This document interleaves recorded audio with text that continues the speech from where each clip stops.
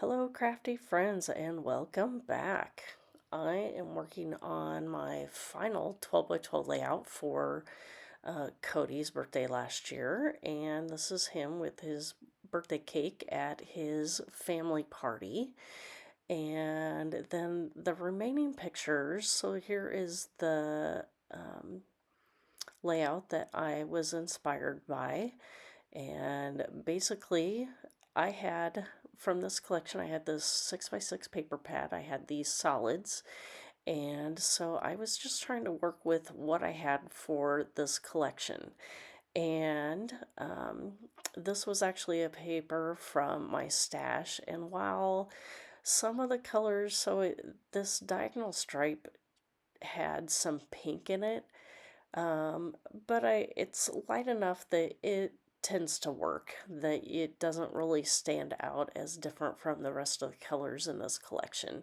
And so I did go ahead and use that as my foundation page. And instead of making it more white, that I did decide to use this orange as my main background focus area. And then I did back it with the navy, and since I like this navy a lot, I did go ahead and gut that piece. However, I did not gut the white stripe that since it was just part of my stash, I decided to just use it more so the foundation of my layout was more sturdy. So yeah, I think what I started to say earlier, that this is the last of the 12 by 12 pages that I'm creating, and then the remaining pictures I will be sharing as over on Instagram and Pinterest only, the companion pocket pages for everything else. And I did manage to use up a lot of this collection and created some variations using very minimal product and just things from my stash. So I always like making layouts like that when I can pull things from my stash, making old things to go with newer things that I have in my collection. So now I have the basic foundation here. And as I start to lay out bits and pieces on here, looks like I'm going to give a little bit of texture to this by just roughing up the edge and around the orange piece only. And I think I do this to several things, but not absolutely everything on the layout. And it's a little bit less of the distressed look than using my distress tool with the blade. And so here I'm going to go ahead and you can see I'm having some troubles with my glue press, that when the bottle is nearly empty, it does struggle to get the glue to come out. So really I just need to refill my glue press, but I just haven't gotten around to doing that. So I was trying to shake it and get as much out as possible before I do refill it or put in a new bottle. So I actually typically do a refill with the Scotch tacky glue, and I am actually out, so I need to go buy some new glue refill and get my glue press working better again.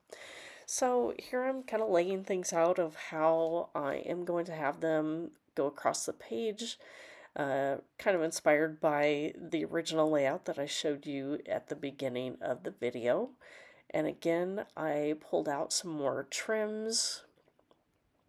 That has been one thing that I've been trying to get just little bits and pieces on my layouts, because I have a lot of ribbon And so I just want to get those used in all my pages and projects. So I just need to make it more of a habit to pull them out and use them. So this was a good way to make it kind of look like each of these bits and pieces are hanging from this, I guess you could call it like a string shelf or like a banner of some sorts. So here I am using my fingernails just to really just kind of bend and wave the mat around my photo here. So then I decided that it was a little too plain. So to give some extra, I am pulling out barn door and crackling campfire. And oh, cheers. I'm apparently having a glass of wine while working on this particular page. And so again, I'm just to give that variation look between the two different colors, I'm just tapping on both ink pads and rubbing that through the stencil there. And that is going to give you that variation look between the two different colors. And really, I don't worry about the cross contamination. I'm not really pressing down too hard on either ink pad. And I really like how this turned out. It just gives a little bit of texture back behind your photos, and without needing more, paper product to add that dimension or the texture. So so now I have that background done, and it also kind of looks like just little streamers coming down. Um, so kind of another nod to the celebration theme going on in this layout here. So I am once again going to lay out each of my pieces, and I think this time I actually start to glue things down. Let's see. I think I'm trying to decide where I'm going to put that particular piece here. And it does ultimately end up on that side of the square, and then I add this "Let's Celebrate." And yes, here I am finally starting to add some adhesive, and I am going to use my tear tape to put I believe the orange, do I put the orange or the green down first? Let's find out. So I do use that tear tape all the way across, and okay, it looks like I am using the green first. And I believe I do also use my tiny attacher to staple on each end as well. I have also been known to use my hot glue gun, but I was probably too lazy to get up and turn it on. And so this is what you get. So I do actually staple on the orange over the top and just kind of let it go straight across there, but still look like some of the pieces are hanging from this particular piece. So there, I have that piece on there, and I'm wondering if I wonder if I had some ink on my fingers, and if I must have gotten a little bit onto my paper, and so I used my sand eraser, and really it does pick up most of that stray ink if it happens to happen, and really you can't even tell that that had landed there. So I have the main part done, and now I'm kind of fiddling with how that top part is laying, but I do ultimately decide to just leave it how it is. I had this tiny little piece cut off from another circle that I had used partially somewhere else. And so I do pull out one of these scallop die cuts and put it at the bottom left corner here.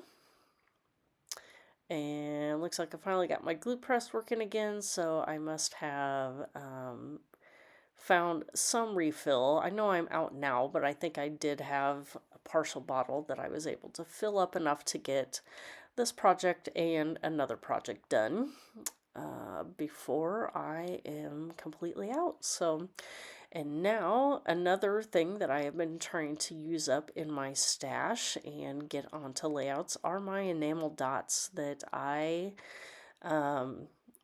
have enamel dots left over still from back when Archivers was open. So some of these are fairly old, but they still stick pretty good.